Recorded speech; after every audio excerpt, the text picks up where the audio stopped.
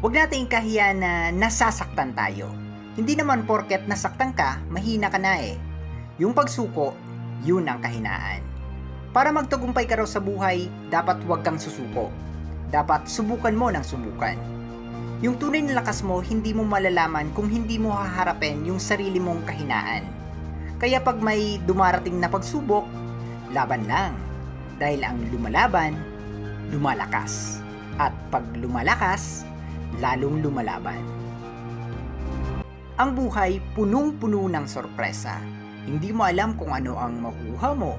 Merong maganda, meron ding hindi masyado. Pero kahit na ano pa ang makuha mo, dapat pareho mong tanggapin.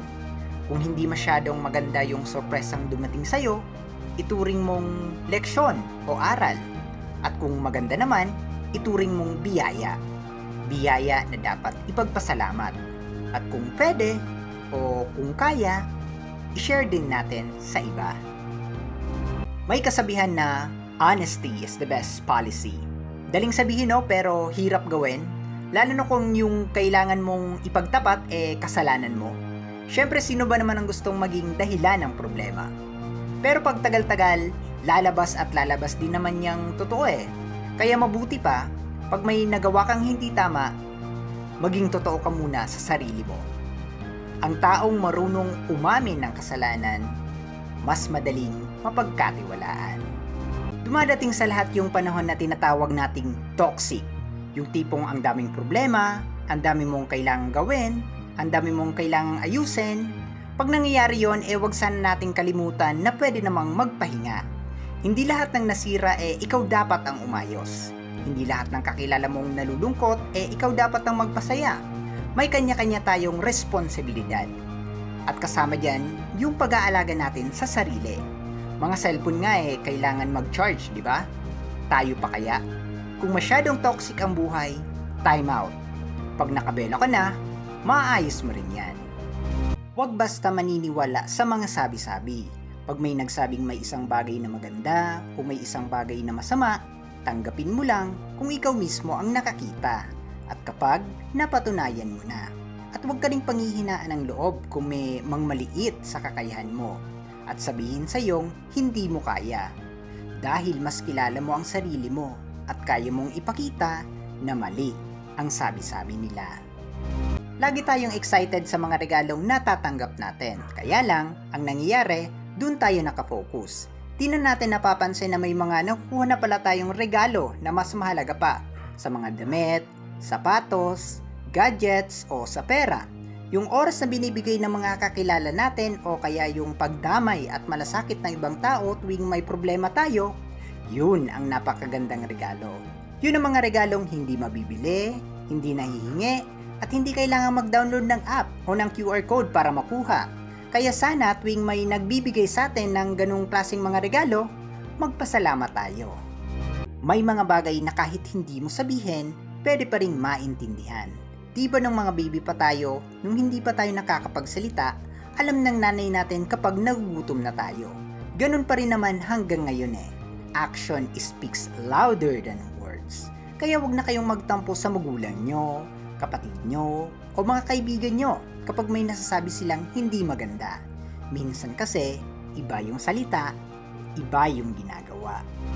Masarap yung pakiramdam ng pinagsisilbihan ka at ibinibigay yung mga gusto mo. Pero mas masarap sa pakiramdam yung ikaw mismo ang nagsisilbi lalo na para sa mga mahal mo. Yun bang naibibigay natin yung nakapagpapasaya sa kanila?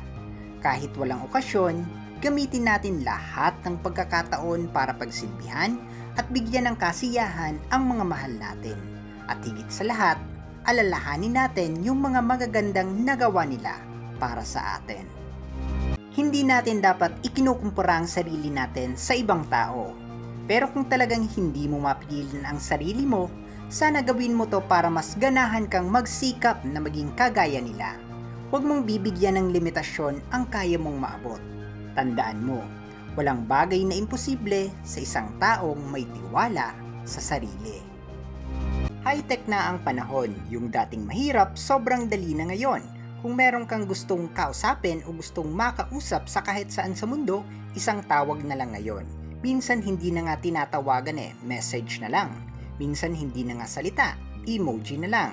Pero napapansin nyo ba habang dumadali ang paraan, parang mas bihira tayong makipag-usap? Minsan kasama mo na, hindi mo pa masabi yung sasabihin mo. Minsan katabi mo na, hindi mo pa matignan sa mata. May mga bagay na nagbabago dahil sa teknolohiya. Pero yung mga bagay na kagaya ng pakikisama, pakikipag-usap at pagmamahal, hindi kailangan maging high-tech yan. Lahat ng taong kakilala natin may pinagdadaanan sa buhay na hindi natin alam. Maski tayo madalas nga nahihiya pa tayong magsabi ng problema natin sa iba. Minsan nakukuha pa nating ngumiti at makitawa sa kanila dahil ayaw natin silang mag-alala. Pero tandaan nyo na kapag sinarili natin yung problema, lalo siyang bumibigat.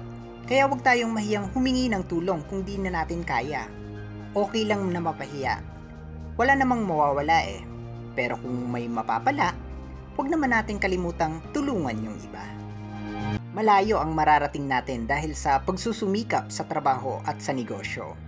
Kung sakaling makatikim na tayo ng asenso, sana wag nating kalimutan yung mga taong nakasama natin nung nagsisimula pa lang tayo.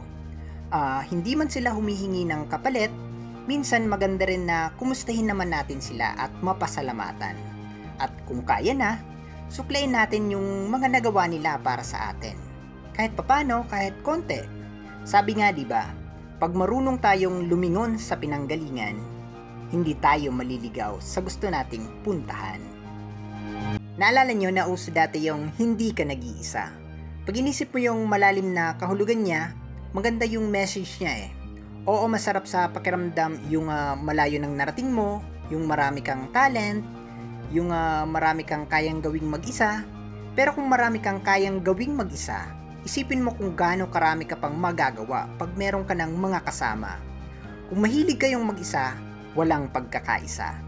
Pero pag may pagkakaisa, kahit kailan, hindi ka na mag-iisa.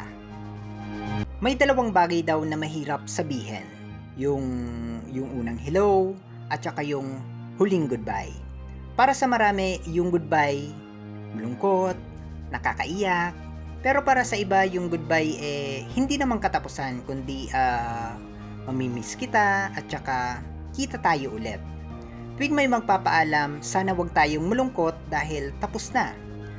Dapat matuwa tayo dahil kahit papano, nagkaroon tayo ng chance na magkakilala tsaka magkasama.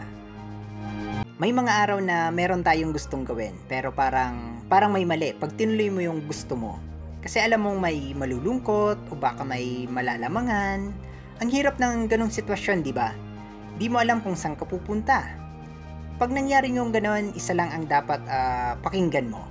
Pakinggan mo yung konsensya mo. Kasi pag konsensya ang pinakinggan mo, mas siguradong tama yung daan na pupuntahan mo.